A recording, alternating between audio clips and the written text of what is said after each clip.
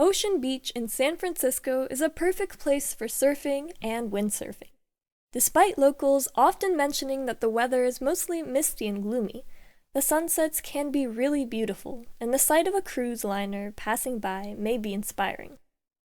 From our standpoint, this beach is an excellent place to encounter sea urchins. This species likes to inhabit sandy beaches. Due to their size and shape, they are called sand dollars. Underneath the purple cover of tiny spines, there's a white endoskeleton made of calcium carbonate. The scientific name is test, and it has multiple holes arranged in the pattern resembling a 5-petal flower. This structure is also called petalidium.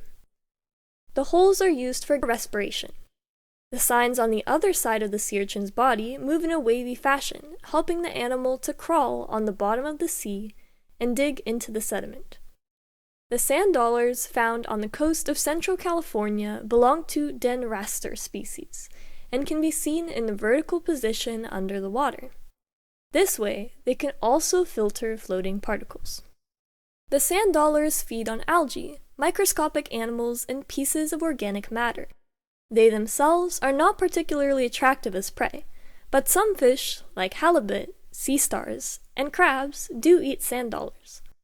The sea urchins disintegrate their food with an organ known as Aristotle's lantern.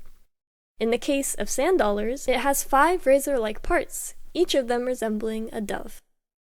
Some people break the sea urchins, thereby releasing the birds, and there's even a poem about it. In the Spanish-speaking world, by the way, sand dollars are called galleta de mar, sea biscuit or sea cookie. It is also being named Atlantis' money, or mermaid coins, or compared to Bethlehem's star. I'm sure the unusual but distinct look of the sand dollars has prompted still other cultural associations. A few more facts. Sand dollars may live 8 or 10 years if they survive predation and the harsh environment. Small sand dollars are reported to fill themselves with sand granules in order to gain weight and resist being washed out onto the shore. This particular specimen has a somewhat unusual pattern of the petalidium. Thanks for watching! Good luck!